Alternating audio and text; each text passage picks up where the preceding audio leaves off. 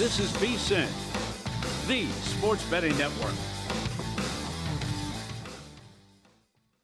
The numbers told the story, they always do. It's one of those idiots who believe in analytics. This is a numbers game with Gill Alexander on VSiN. Hour number 3 of the numbers game at VSiN, the sports betting network, VSiN.com, Game Plus, iHeartRadio, YouTube TV, Sirius XM channel 158. Gill Alexander, Kelly Bydlon back in his rightful position this week. Yeah. Chillin'. Distracted by, I believe that was director Darnell Glenn dancing in the back. That's quite a dance. Is he dancing? Yeah, he's dancing. I didn't bring him his Fiji water today, so he's a little... Oh, great. No. How's he supposed to concentrate? I don't know. How's anybody supposed to work around here without you bringing Fiji water? I literally carry the man's water. 3 Jock, H3131. Gil, where will Fezzik get his college plays if Dr. Bob is only capping the NFL? Hey, wait a minute. Shrek, not sure there's been enough coverage of the Woodland top on hole number 9. WTF was that? He was surging with a real chance to chase down Clark. Any thoughts from Wes? What a choke job that was. Sorry I missed that when Wes was on. You see that Woodland topping the ball in the ninth? Gary, it's Gary Woodland. You know, there's not many people who love Gary Woodland more than me. That's correct. There are parts of his game that he struggles with. On occasion, some stuff can happen like that. If Josh Allen fought Gary Woodland in a war, which side would you fight for? Josh Allen. Jesse Welch, sick. Right Angle Sports coming back to a numbers game. Let's go. Yes, they are. We don't know who, though, from Right Angle Sports. Do you know Erling Haaland played in a soccer game this weekend and did not score a goal? Really? How crazy is that? Scott Cupp, wife just had HFM disease, hand, foot, and mouth disease. She said it was the worst pain ever. Still has blisters 3 weeks later. Wow. The funniest part of the Scotty comments hope to me... Hope your wife feels better, man. Yes, seriously. The funniest part of the Scotty comments where he's detailing this, right? I should have withdrew probably and just concentrated on the Tour Championship. I was stubborn. Yeah.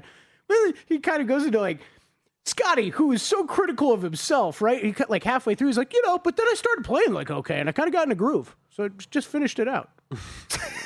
All right. Here's a great question from James Sott. We could do an hour on this. Do we have a number on Watson for comeback player of the year? Asking for a friend and for Adam Burke. Okay. This is a great question. Yeah, we answered this 2 years ago, right? Yes. We answered it 2 years ago. What number would you require to make that wager? In all seriousness? Yes. 1,500 to 1. Something like that. He's 40 to 1, by the way. That's not long enough. No. Because for him to win comeback player of the year, 2 things must happen. One, he's got to be unbelievable on the field. That's the first massive hurdle. The second hurdle, which is as high, is then you've got to get 50 NFL voters collectively to decide that they're okay giving him this award. Right. Yeah, good luck. I would rather bet Joe Alt at 100 to 1 than Deshaun at 40 to 1. I would rather bet J.K. Dobbins at 100 to 1. I'd rather bet Brandon Ayuk. And I don't really know if he's playing football. I don't believe what he's really coming back from. I just don't think it's the last part of what you said. The idea that voters are going to sit down and decide to award that person anything. Because you know what they have to deal with also just as human beings. If let's say he ends up, let's say all of that happened. Yeah. Let's say he had a great season. He ends up winning comeback player of the year. And then people are with their pitchforks out, right? And their torches or whatever the has that happened with any voters this offseason at all? They're going to be like, who voted for this guy? Exactly. And you're going to get told on. Mm-hmm. And then you're going to have to live with that. Yeah. So, yeah, it's not happening. I mean, it would have to be everything you just laid out. Yeah. And whoever's second isn't even close. Right. Because if there's anybody close, you're going to be, I'm just going to go with that other person. 40 to 1 is an awful number. Yeah. What's more likely, that he plays, that he's still starting in game 4 or that? Or that he's benched, I should say, for game 4 or that. And I would say he's benched for game 4. Yeah. And one more from... it's also more likely, though, that he plays every game of the season then wins that award. Yes. One more from Torch D, the one to put the satin on your panties. He said, I'm in on the Benito bet. He said, check Kalshi if you got it. 18-1 available. I like it. Yeah, that's pretty good. What about the Kawhi trade? Let's close that open-ended comment. What do you think the Kawhi deal is at this point? I mean, I would assume it's all happening here at some point, but oh boy, does the NBA have a lot to work out. Really has not been a good look a couple of weeks for the NBA, or a couple months or a year now. I mean, look, I'm very interested in how that Toronto team stacks up, though, in the Eastern Conference. It's just, I think we've talked a lot about this with different NFL teams. How do you bet a team like Toronto in that conference with a player like Kawhi Leonard? And I guess I would compare it, this is going to be a little wonky of a comparison, but like Cincinnati Bengals. I don't really care about going over their win total.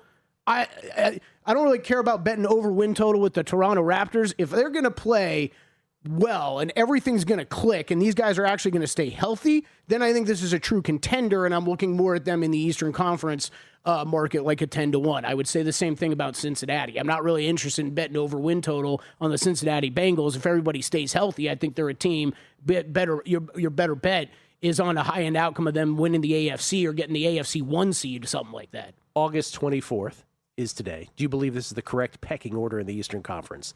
Defending champion Knicks 1, Jaylen Brown, LeBron James, Maxey Embiid, Sixers 2nd, Jason Tatum Celtics 3rd, Cade Cunningham Pistons 4, Donovan Mitchell Cavs 5, Giannis Heat 6, Kawhi Raptors 7, Tyrese Halliburton return to Pacers 8. Not to win the Eastern Conference. If we're talking about most just wins, give me regular season standings. Yeah, regular season standings. Yeah. This is a pretty good order. I think so, too. You know how I feel. Like, I bet under win total on the Detroit Pistons. I think there is going to be some regression from that team this year. I don't think they added enough in the offseason. And I think with the other teams getting better, it's going to be very hard to ask them to be the 1 seed. I think the Cavs, once again, will have a very good regular season team. Yeah. Do I believe in them in the playoffs? No. And I think it's a little bit oppo when we talk about the Miami Heat and the Toronto Raptors. I could see them struggling a little bit during the regular season and being much, much greater contenders once they get into the playoffs. The other thing, when I look at these Eastern Conference things, I look at the Hornets, I'm like, what did you guys do? What did you do? What did you do? I mean, there's also a chance. I'm glad you brought up our favorite division in all of sports on this show. The Southeast Division. Southeast Division of the NBA. I mean, look, there's also a chance, though, the Hornets, you're laughing about, like, they're probably still a little mispriced. Like, it's LaMelo Ball out. Like, I think that team is still under another year of Charles Lee, a team that's going to get a little bit better. Maybe not in the win-loss columns because LaMelo being gone, but overall, those young guys continuing to grow. And then the other one I brought up, you might remember me bringing this up during the playoffs, that it was a team I was interested on betting over their win total, but then so much happened in this conference, I'm kind of out on them. But a year ago, everybody was sitting here talking up the Orlando Magic and how good they were going to be. I mean, they were like the 3rd shortest odds in the Eastern Conference, I think, heading into the season. Now they're all the way at 28-1 with not huge changes on their roster. I think you could make a case over their win total. I bet Bulls over their win total. Forgot about that. That is one that was pretty low. I thought it was way too low. I like the team they've assembled there. James Fessler. Let's talk about something that's actually present day. He says, yes, the AL West is terrible, but if the Rangers sweep the White Sox this week, Texas goes from the last wild card to just a half game out of the number 2 seed. Pete Rozelle would love this race. Yeah, Pete Rozelle's dream of parity realized in the horrific American League, and certainly the even more horrific American League West. But as far as like the wild card races right now, can we just pop up the wild card standings? Because a lot of people have make-miss playoff bets. And the American League specifically, this is the wild card race. Because right now the Yankees are 3 games behind the Rays in the East. I mean, that tightened up for sure. Red Sox comfortably as the number 1 wild card. Now you have, like, if the playoffs were to start today, which, again, they don't, but the Guardians and Rangers would be your 2 and 3 wild cards at 65 and 66. The Rangers would lose the tiebreaker to the Astros just today, again, if the playoffs were to start today. And then there's these other teams. And it's the other teams that I want to focus on because we're tied for 3rd, right? Yankees, the first wild card, right? Oh, I'm sorry, tied for 3rd. Pardon me, Guardians, Rangers. That's right. But the other three teams are like they're so close to being in, and I'm not sure. Like I think there are times when people say, okay, the Blue Jays, right? Blue Jays who lost the World Series in Game 7 last year. They're 64 and 68, yet they're only a game and a half out of the third wild card. And then you have the Twins and the Orioles. The Orioles, we've had a lot of people throughout the course of the year, even before the season starts, say, hey, look, I think the Orioles, the Orioles are 63 and 68, and they're only 2 games out of a wild card position. The other team that's, to me, the most hilarious is the Twins, because I don't remember anybody coming on at any point and saying the Twins are a playoff team, and yet they, too, are only 2 games out of a wild card position at the horrific 63 and 68 mark. By the way, the Tigers not even pictured anymore, and the Tigers have a third best run differential in the American League. So, Gil, you're telling me my bets before the season on Orioles to win the AL East and Orioles over their win total were the incorrect bets, That's and correct. I should have looked at to make the playoffs, if anything. That's how at least that's how the cookie is crumbling, to answer your question. Oh, man. But again, just that last note that I just said. The third best run differential in the American League belongs to the 61 and 69 Detroit Tigers. That's how unbelievable this is. Yankees and Red Sox by far the best run differentials. And neither of them is winning a division. The 3 division leaders, I should say, at this moment in the American League, plus 44, that's the Rays, plus 43, the White Sox, and minus 44, the Astros. It's bizarro. Just absolutely bizarre. And I still think the Yankees and Red Sox, when push comes to shove, they're the teams that are the most or the best built for the playoffs come October. Coming back, Adam Burke.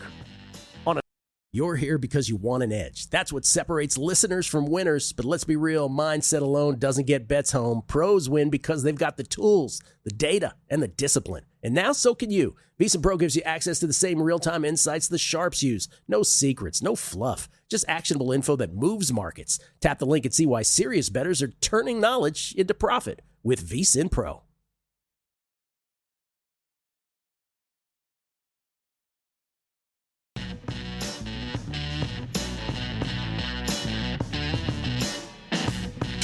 A numbers game on VSiN, the sports betting network. College football's back and the NFL season is just around the corner. Now's the time to get your edge with VSiN Pro. Next week, our updated NFL betting guide drops with post-preseason updates, week 1 betting systems, contest strategies, and updated best bets from VSiN experts. Sign up today. You'll also get instant access to our college football betting guide, plus daily best bets, real-time betting splits from DraftKings and Circa, AI-powered prop projections, and 24/7 video on the VSiN Watch app.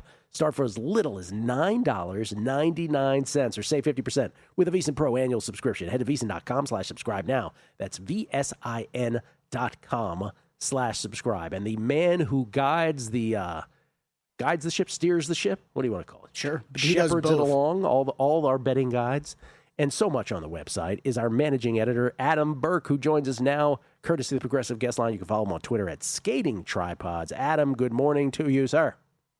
How we doing, boys? Happy to have that NFL 2.0 guide out a week from today. So season's getting closer. College football, we got 8 games this weekend. So a lot of good things going on over at vsin.com right now. I am told we have homework. Is that correct? We have homework. That's right. You do? Yeah. Okay. Yes, sir. Homework. Thursday night. We have the Pat McAfee show on the screen here randomly. We have all kinds of stuff, but one of them closest to us was the McAfee show, and they just showed Adam the worst QBR, the worst total QBR between the years 2022 to 2024 amongst qualified quarterbacks. The worst was Will Levis. The third worst was Zach Wilson, and ensconced right in between them was Deshaun Watson, your Cleveland Browns starting quarterback week number 1. You do support that decision, though, correct? I mean, there was no good decision to make, right? I mean, neither one of these guys are NFL level quarterbacks. Dylan Gabriel barely played in the preseason. I would have started Taylor Green personally, just because why not? Go ahead and see what he's got. But look, I mean, this was going to be the decision all along. They can't just release the guy because the salary cap hit next year is extraordinarily high. I think it's like $87 million or something like that if they were to release him now. They do have the opportunity to release him after the season at a discounted rate, so that's probably what they're going to end up doing. But honestly, look, I mean, he starts 2 games on the road. If he's terrible, they'll go to Shedeur for the home opener. If he's okay, he'll probably get booed off the field in Cleveland. So whatever. But this was really the only decision that they could make to try and justify, what has been a sunken cost for basically 3-4 seasons already. Agree with all. Not a word, not a lie spoken in there. All of the above. On Deshaun Watson, it was always going to happen. Salary cap implications also make that necessary probably at the end of the year. Goodbye, Deshaun. And then does he end up with another team after that is a whole nother story. Give me your Cleveland Browns take on the season, though. What do you think? Well, again, I mean, it's one of those things where I like about 48, 49, 50 or so players on the 53-man roster. But the 2 quarterbacks are 2 of those guys that I don't like. So, this is a team that's probably going to be good enough to stumble their way into some victories, hopefully not take themselves out of the top 5 on the 27 draft. But, I mean, look, they rebuilt the skill positions on the fly, right? The young guys that they drafted look really, really good. Harold Fannin is a matchup nightmare, who they took last year in the draft. We'll see what Quinshon Judkins looks like coming off of the injury, but I mean, the offensive line's not bad. The defense has got a bunch of dudes still, even without Myles Garrett. It's a really good football team outside of the most important position on the field. So they'll probably go 6-11, something like that, maybe 5-12. I just hope that, again, they don't go 7-10 or something like that and screw themselves out of a top 5 pick. Total season win total is 5.5, over slightly juiced on the Browns at -130. All right, you have a trio of baseball plays for us. Let's get those in. What do you got first? Yeah, so Rockies and Nationals here today. I mean, the Rockies getting swept by my Guardians over the weekend, and now they're out on the road, starting off a road trip, but they're taking on a Nationals team that went just 1-8 on their 9-game road trip. So they're struggling a bit. They're definitely having a hard time without James Wood in that lineup. He's just such a prolific power bat, a guy who walks, a guy who pitchers really have to worry about. So their offense has slumped a little bit without him, but Cade Cavalli has been really, really good here of late. 29 strikeouts in his last 3 starts, 21 strikeouts in his last 2 starts. Had a really good start at Coors Field against this Rockies team last month. I'm not laying the big number with the Nationals here today, but I think one of the more interesting props in this game is for Cade Cavalli to pick up the win in this one. +109 is the number at DraftKings this morning. He's a guy that's gone at least 6 innings in 8 straight starts, went 8 innings in one of them as well. He's got, I think, 4 wins, 4 or 5 wins out of those 8 starts. So, the bullpen is rested for the Nationals. Again, coming off of a bad road trip, I think they want to erase some of those bad tastes in their mouths now that they're back at home. So I'll take Cade Cavalli to get the win here tonight for the Nationals, +109 in that pitcher-player prop market. 5 weeks left in the Major League Baseball season. It's amazing to say this. Rangers at White Sox has playoff implications abounding. White Sox only 3.5 above your Guardians now in the AL Central. And the Rangers, as we mentioned, tied for first in the AL West with a game under 500 record. How are you playing the Rangers at the White Sox today? Yeah, what an interesting situation there in the West. I mean, the Mariners just keep getting completely blown out, it feels like, on a nightly basis. Houston just parted ways with their GM, Dana Brown. So, just kind of a dumpster fire there in the division as a whole. What I like today in this game between the Rangers and the White Sox, I'm going to fade Kumar Rocker in this one. And I'm going to take the White Sox first 5 team total over 2.5 at plus money, the +110, +115 range. Rocker's not very good against lefties. The White Sox are going to throw 7 left-handed batters at him, and most of those guys have some power. So it doesn't really take much, to get over 2.5 here. You hit a 2-run homer, a solo homer, maybe you get a 3-pointer, the old the Earl Weaver. I'd love to see one of those. So I think that's definitely a possibility here tonight. Rocker's a guy really struggling in the second half. Slugging percentage is up 64 points from where it was in the first half. Just a guy who I'm just not a big believer in. Walk rate around 11% against lefties. So I'm looking to fade him. Maybe the Rangers are able to, do something offensively themselves. So I'll avoid kind of playing the game because I don't know what Jose Urquidy is going to give you for the White Sox. But I think the White Sox offense is successful tonight. So first 5 team total over 2.5 for me for Chicago there on the south side. Man, people had a lot of hope for the Pirates, especially Pirates fans this year. It looks like it ain't going to happen here with 5 weeks left in the season. the post-All-Star break swoon. Robbie Ray taking the hill for the Padres are doing the exact opposite of the Pirates. They are surging here post-All-Star break. How are you playing this? Yeah, so this is one, where you kind of really see the impact that the starting pitcher has on the line. I mean, Braxton Ashcraft has been terrific throughout the course of this season. Really, really good in his last 2 starts as well. But the Pirates aren't hitting. And the Pirates specifically aren't hitting against left-handed pitching. They're 26th in the month of August against lefties and weighted on base average. This is a team that's also 5th in plate appearances in that split. So this isn't like small sample size or anything like that. They're just not performing. And that's really not a big surprise because most of their best hitters all season long have been left-handed sticks, and they're not doing much against lefties right now. And while Robbie Ray is Robbie Ray, right, he's probably going to have 5 strikeouts and 4 walks over 5 1/3 or something like that. He's a guy that had success, at Oracle Park. His ERA is about a 1.5 almost, lower than some of his other run estimators. There are concerns with that, but I think it's a pretty good lineup for him to face here today. And the other thing is this. I mean, is Ashcraft better than Ray? Absolutely. But the Padres offense is better. And I get this Padres bullpen in what's probably going to be a pretty close game at, a slight underdog price. I have to take that. Mason Miller didn't pitch yesterday, pitched the 2 prior days, so he should be good today. All their leverage arms are available.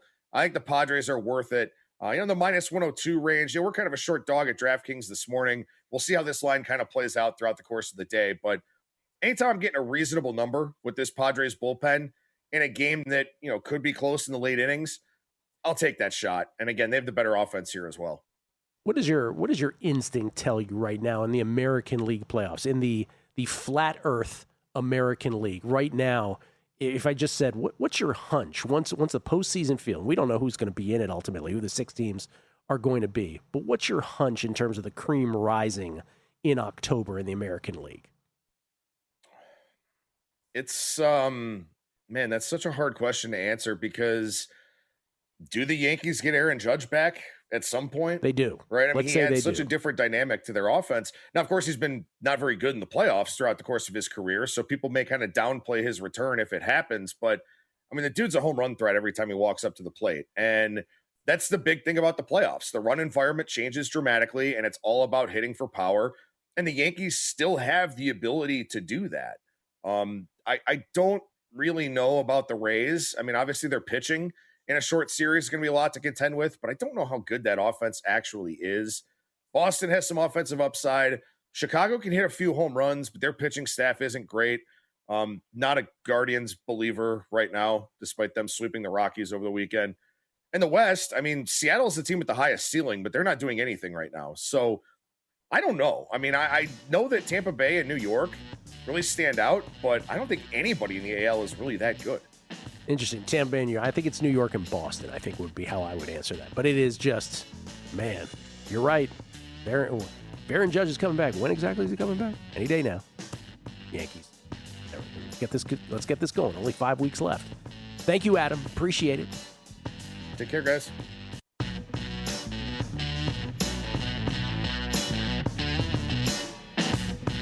A numbers game on VSiN, the sports betting network. Most people think sports betting is about picking winners. Ungambled is built on a different idea. Matched betting and arbitrage. It's a tool that teaches you how to use sportsbook bonuses and promotional offers to capture value, whether or not your side covers. And Ungambled backs it up. If you don't turn a profit on your bankroll in 8 weeks, they refund your membership. To learn more, start with the free guide at ungambled.com/VSiN. That's ungambled.com/VSiN and use promo code VSiN for 10% off. Bet sharp, look square. Skill Alexander. That right there is Kelly Bydlon, everybody. We get tweets beating the book. Shall I read some of these? What we got? Dr. Van Nostrad. I also think that if Josh Allen and Gary Woodland were in a war, I think Kelly would root for Justin Herbert to come out of the woods so they both can beat on him. That's probably true. I don't root for anybody to get hurt. You know that, Gil. Sure. It's kind of what you're known for. Every time, though, one of these Chargers go down, in the back of my mind, I'm just like, I'm not happy for this. But, oh, boy, here we go again. And, like, at some point, these guys don't, like, it sucks. At the end of the day, if you're, like, at the end of the season or the end of your second season, third, fourth, fifth season, for you to sit there and be like, How far am I supposed to get? Everybody keeps getting hurt. Like, I understand it, but it's also part of football, and we judge quarterbacks differently.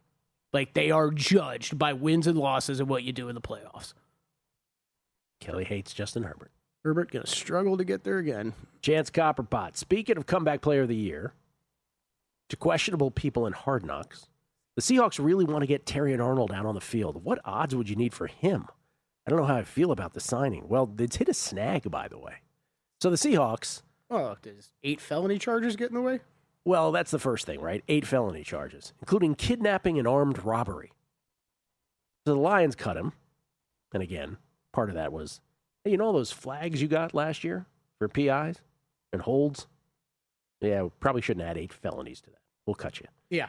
But then Ian Rappaport reporting that Arnold has interest from the Seattle Seahawks. They went ahead and they had a big signing, right, of Trayvon Diggs.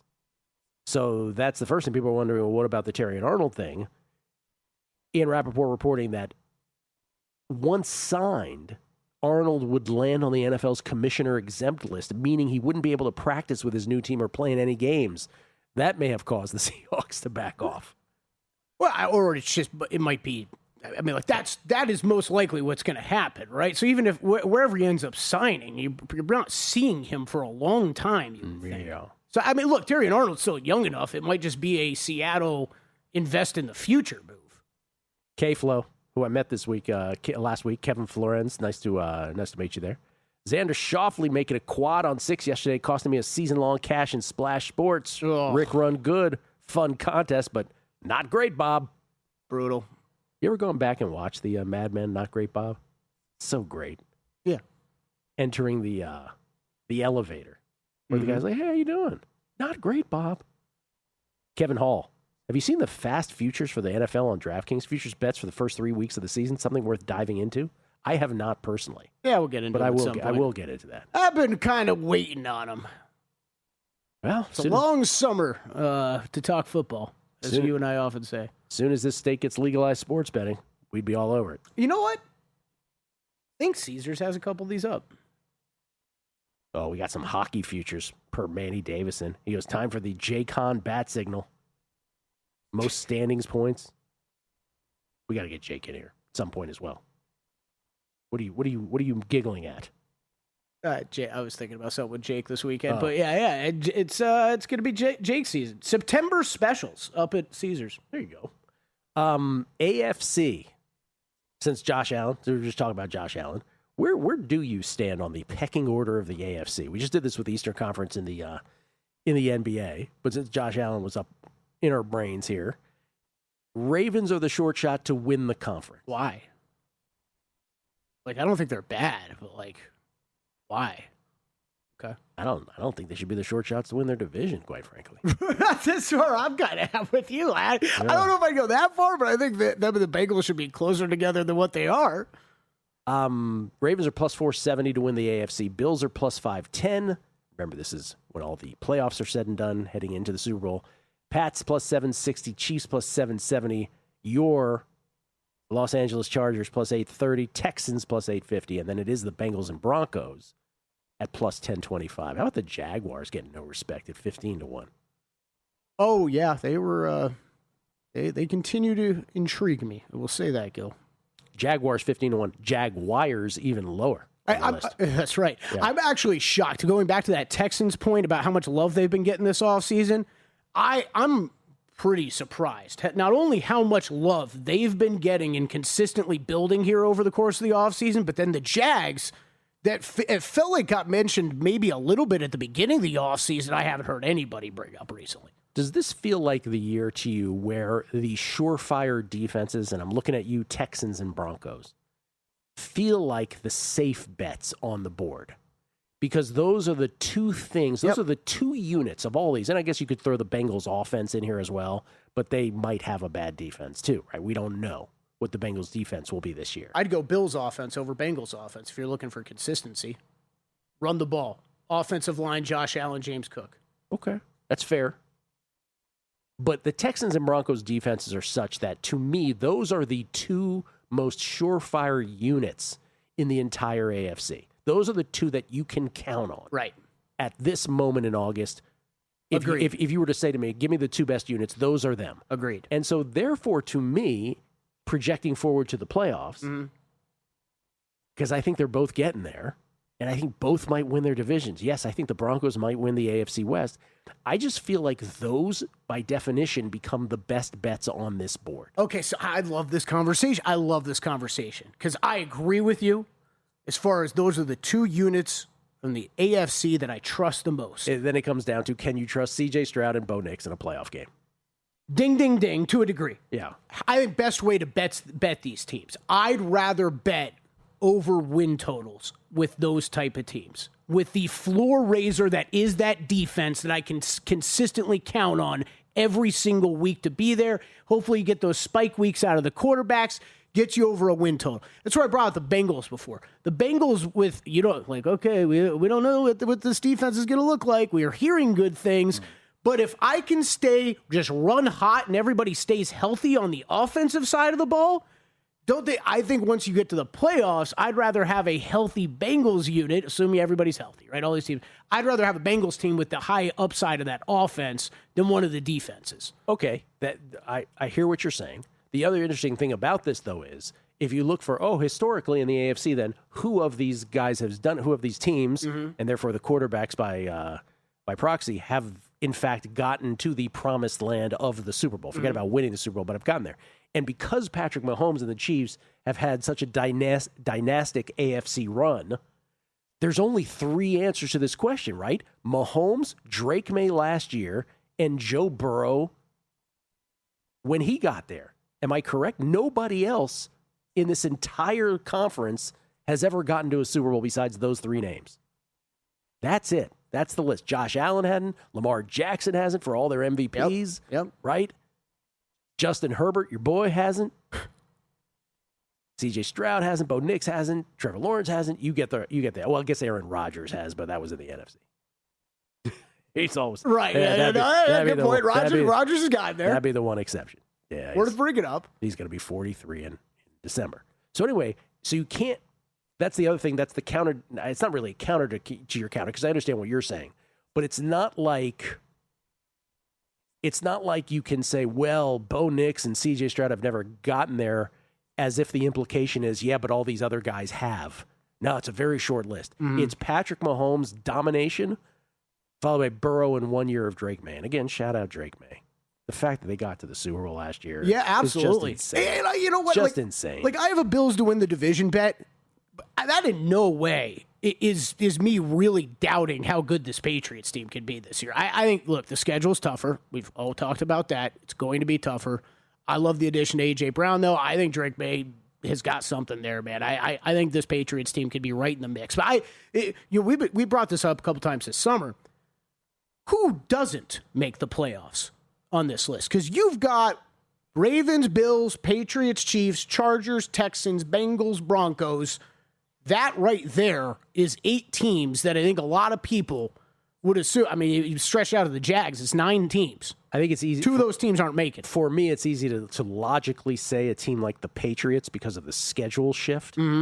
Takes nothing away from what they did last year, but that would be like they're playing a different set of games this year.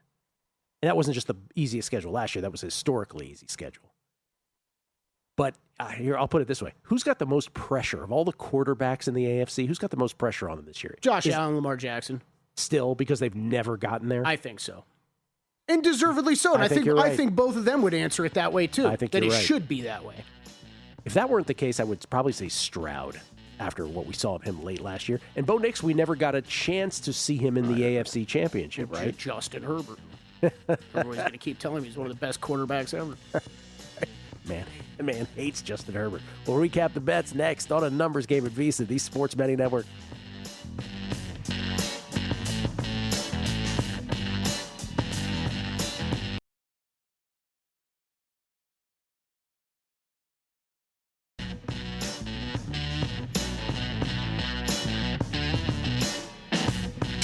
A numbers game on VSiN, the Sports Betting Network. Back on a numbers game, live from Circle Resort Casino, downtown Las Vegas. Gill Alexander, Kelly Bydlon. Yo, in the hizzy. Listener Lance, I coach my sons JFL team. Not sure what that stands for. He said we had a hand, foot, and mouth disease go through the whole program, affected some players more than others. It gave some of the boys, quote, temporary arthritis in their knees and ankles. Damn. I don't think he meant the quote there. I hadn't really heard of it, and now it seems to be everywhere. Junior Football League? That's what I'm going to go with, JFL. I'm going to go with that, too. Scrabble Star. Uh-oh. Did we do something wrong English-wise? What'd we screw up? No, he said he's okay. I said, Gill, I did play Reuben Bain Jr. for Defensive Rookie of the Year simply for psychological reasons, hoping he's playing for blood after sliding in the first round because of his quote-unquote short arms. Something to prove, maybe? That's right. I like it. Something to prove. Something to overcome, those short arms. Short arms syndrome. Yeah, but I still can't. What is it? Him and Will Campbell? That's my ideal matchup, Will right? Campbell. Bucks and Patriots. T-Rex battle. That's what we make these guys out to be. It's like, come on, their arms aren't that small. A crocodile fighting a T-Rex. That's right. There you go. Or alligator, whatever it is. I can't remember. Yeah, they both got short arms. Here we go with the best bets again today. I have 2 tennis plays, both on the lady side, both in Monterrey, Mexico. Renata Sarasua, plus 250 versus Clara Towson is the big dog play. These are all obviously in the Western Hemisphere, so these haven't happened yet. They'll happen tonight or this afternoon. Diane Paris, plus 135 versus Donna Vekic is the other one. Again, these are all based on hard court numbers, and those prices should not be what they are. So Sarasua and Paris are the plays in tennis. You have anything today, by the way? I've got nothing. You know, preseason. By the way, before we go, Iga to win the U.S. Open 7-1, Carlitos to win the U.S. Open plus 175, and I said, put this on one more time. Tiger's most wins in August, 60-1. Guess what? That's not winning. Turned out to be in the end maybe the worst play at the end of all of our monthlies this year, because no other team has finished worse than 4 wins below the leader. This one might. Well, it's a pretty good season overall. We did okay in July. But like I don't know if I knew that off the top of my head with every other month. What? No other month your bet finished more than 4 wins off. Even the ones that had no shot. I know we had a couple that closed late, right? With cosmetic finishes. Yeah. That's interesting. Detroit might have a cosmetic finish too. I've got nothing, Gil, but I'm looking at these preseason week 3 lines coming down right now. 49ers at Raiders. These all just like opened up basically. Raiders 1.5 to 2.5 point favorites at home. That one's kind of interesting to me on the Raiders side. Seahawks, Chiefs, I'm not fired on any of these right now. I'm going to wait for information a little bit here throughout today. Seahawks, Chiefs, interested in Chiefs. They're 1.5 point home favorites. Cardinals on the road. This one's getting bet up here right away. Cardinals anywhere between 1.5 to 3 point road favorites at Green Bay. 36.5 the total on this game. Have to dig into that one. Maybe the Cardinals have already said what they're doing with quarterbacks. Greg Peterson's Fab 5 earlier on the show. 5 baseball plays. Red Sox, Marlins over 7.5. Nats on the run line. Minus 1.5 plus 120 versus the Rockies. White Sox, he has over the Rangers. They're about minus 125. Padres, Pirates, he's going over 7.5. Phillies, Mariners over 6.5. Interesting that both he and Adam Burke seized on those 3 games there at the end. Different bets, but still. Wes Reynolds, Mariners, plus 108 versus the Phillies. And then soccer today. How about some Prem? Chelsea, minus 107 versus Fulham on the 3-way line from Wes Reynolds. Getting into the Prem, that kid. More and more each and every year. Here's Adam Burke. Cade Cavalli to record a win versus the Rockies, plus 109. White Sox, first 5-team total, over 2.5, plus 114 versus the Rangers. And the Padres, minus 102 versus the Pirates. It was both Wes and Adam who echoed some of the same games that Greg was firing in on, just different kinds of bets. And I just wanted to clarify also last, because we were talking about the AFC, and I don't know if I articulated well enough, but what I was trying to say was, because I totally understand your point about, would you rather bet certain teams to win the AFC, or would you rather just bet the over on their season win total, talking about the Texans and the Broncos, who I said have the best 2 units, I think, the most solid units in their defenses in the entire conference. And what I was just trying to say was, it's not really a counter to your counter, but it was sort of like, if this conference, because of the Federer, Nadal, Djokovic type domination of Patrick Mahomes through the years, there's literally, if you throw Aaron Rodgers out because that was a different conference and a different era, it's only 3 guys, right? It's Mahomes, Joe Burrow, and Drake May. That's the list of quarterbacks in this conference who have gotten to a Super Bowl. And so the notion that C.J. Stroud and Bo Nix, you're like, oh, well, I don't necessarily trust them in a playoff game. Most likely the guy opposite the field from them at quarterback is also going to have that stigma attached to them as well, because unless it's Mahomes, Burrow, and May, they all have that same stigma. So I just think it's interesting in that regard, because one could be quick to dismiss C.J. Stroud or Bo Nix in those situations, but who's going to be on the opposite side of the field? Justin Herbert? Right. Trevor Lawrence? Josh Allen? Lamar Jackson? I mean, it's incredible to say that about those guys. They've never been to a Super Bowl. It's wild. With all of their accolades, because of the fact that they live in the same generation as Patrick Mahomes. So, anyway. Hey, before we go, can we give a shout-out to the great Danny Higgins? For sure. Danny Higgins, who we affectionately call producer number 10 around here. This is Danny Higgins' last week, not only on the show, but at the network. And we love Danny, and Danny has been instrumental to the show for, how long has it been? A couple of years now, Danny? What has it been? A year and a half? Little over a year? Little over a year. Darnell just heckling in the back there. Hey, that's how much he's going to be missed, Darnell, That's okay? right. That's right. So this is Danny's last week, but we just wanted to point out You probably more than anybody. that we will miss him greatly. I noticed as soon as we gave him the moniker producer number 10, he's like, deuces. That's all he was waiting for. That's all he's waiting for. He ordered himself a jersey. His life goals are achieved. Like Fezzik, he ordered a jacket for himself. And then he was like, cool, I'm good. Anyway, Danny's still working all week, so That's right. We'll Bust his chops all week. Bring him up again, but I just wanted to point out this. We're sort of the melancholy goodbye to Dan Higgins, because selfishly we're upset, but we're very happy for him. Absolutely. So everybody, please send in your well wishes to Danny here. Leaving for good life reasons for Danny. That's right. That's what we all root for. Life reasons. Oh. Like rooting for good people. Dave Neal, 24. I got in on the fast futures on DraftKings. DeJean Stribling, 100-1 receiving yards leader through week 3. That is the cool part. Again, we do these monthlies in Major League Baseball. That's right? an interesting one. So the fact that you can do this in the NFL when it comes to stats, essentially the same kind of thing. Short runway bets. Fast futures, as dubbed by DraftKings. And the notion, I guess, from a betting standpoint, can odds makers properly price those kinds of things? Not really. But I think that's a great sample of Yes. the one that was just tweeted in, right? Yeah. You have no idea what the health of this receiving core is going to be by the time we hit week 1. It's impossible for anybody to tell you right now how good Stribling is, or how much action he's going to get in this offense right away. Well, the big thing about the 3-week arc of these is that no one knows who can pop in any one given week, rushing yards, receiving yards, right? It could be anybody who just has this outlying game, never duplicates it the rest of the year, but just has a game where they go crazy in the box score.